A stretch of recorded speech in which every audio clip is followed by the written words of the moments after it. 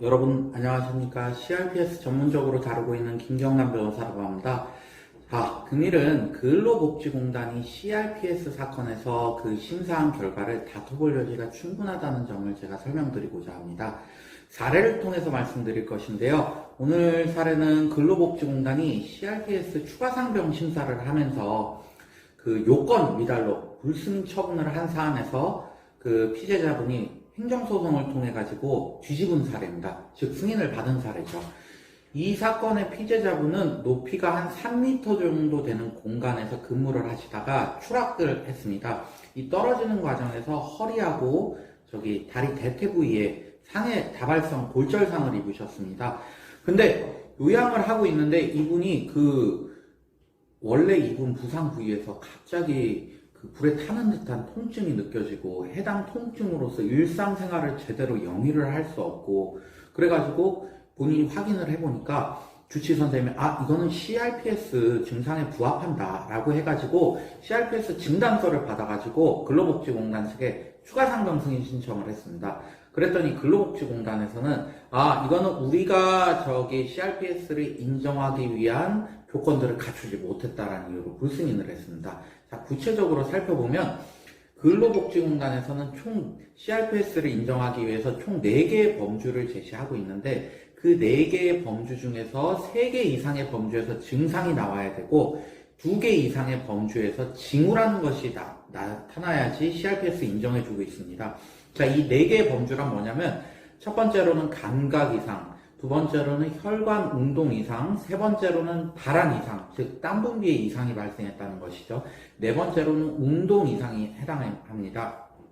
그리고 이 4개의 범주 중에서 3개, 즉 감각이라든가 혈관 운동이라든가 발한이라든가 이 3개 이상에서 증상이 나타나야 됩니다. 여러분들 증상이라고 하는 것은 환자가 스스로 느끼는 병증을 의미합니다. 그리고 이와 더불어서 2개 이상의 범주에서 징후가 또 나타나야 되는데요. 징후는 의사가 검진이나 객관적인 검사를 통해서 인정할 수 있는 병증을 의미합니다. 자, 공단에서 이렇게 인정을 해주지 않아가지고 이 피해자분 같은 경우에는 이의신청, 심사청구, 재심사청구 다 거쳤는데 그럼에도 불구하고 공단에서는 이 공단 자문의들이 낸 그 자문의사 소견서를 제출하면서 당신은 이 4가지 범주 중에서 딱 2가지만 인정이 됩니다 라고 하면서 인정을 해주지 않았습니다. 부득이 피해자분 변호사 선임해서 행정소송 진행하게 됐는데요. 행정소송 진행하면서 가장 먼저 제출한 증거가 본인이 치료받은 그동안 쭉 CRPS 치료받은 경북대병원하고 서울대병원의 진단서 냈습니다. 근데 해당 주치 진단서에는 이 4개의 범주 중에서 3개의 범주에서 증상과 징후가 모두 확인된다고 적시되어 있습니다. 그러면서 그런 진단서들을 기초로 하여서 법원 신체 감정을 넣습니다.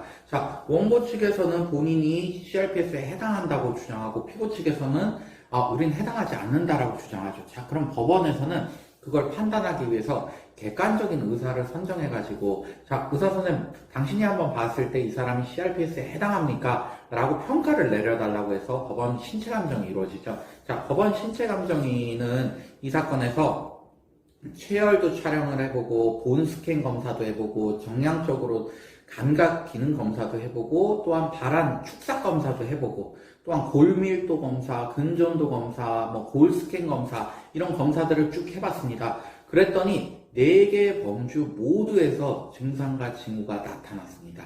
그 결과 피해자분이 해당 소송에서 승소할 수 있었습니다. 자, 여러분들 이 사건에서 주목해야 될 게 뭐냐면 근로복지공단에서 자문의사심의회를 통해 가지고 의견을 제출한다. 그러면서 의견을 제시하면서 당신은 여기에 해당하지 않는다 라고 하더라도 이게 다퉈볼 소지가 있다는 것이죠. 그들 자문의사회 소견이 언제나 옳은 것은 아닙니다. 그렇다고 해서 이들이 언제나 옳지 않은 것도 아닙니다. 하지만 환자 스스로는 알 겁니다. 그동안 내가 쭉 치료받은 병력에 비추어 보았을 때 내가 CRPS에 해당한다 안 한다 그 본인이 제일 잘 압니다. 또한 본인뿐만 아니라 본인을 몇 년 동안 봐온 주치의 선생님들도 잘 알고요. 이분 본인의 확신이 있거나 또는 본인을 오랫동안 본 주치의 선생님의 확신이 있다 그러면 그것은 충분히 소송으로 진행을 해볼 여지가 있습니다. 이 사건에서도 해당 재판부가 뭐라고 봤냐면, 자문의사회 소견에서는 이 피제자의 운동 범위가 제한되었음을 인정할 수 있는 자료가 충분히 제공이 되었는데, 이 부분에 관해서 인정을 하지 않았다. 이게 굉장히 불합리한 것이다. 라고 명백하게 설치를 했습니다. 자, 그러니까 해당 자료가 나와도 자문의사회에서도 일정 부분 주관적인 판단을 해가지고 본인의 의사 개인의 판단이긴 하겠죠. 통해서 결국 합리적인 판단이 아닌 결과가 나올 수도 있습니다. 자, 여러분들 정리하겠습니다. 근로복지공단의 CRPS 심사에 있어서 자문의사 소견서가 있다 하더라도 본인이 아는 본인의 병증 또는 객관적인 주치의가 인정해주는 그런 CRPS에 해당한다는 그런 사정들이 충분하다 그러면 행정소송 통해서 언제나 결과 바꿀 수 있는 여지가 존재합니다. 자, 감사합니다.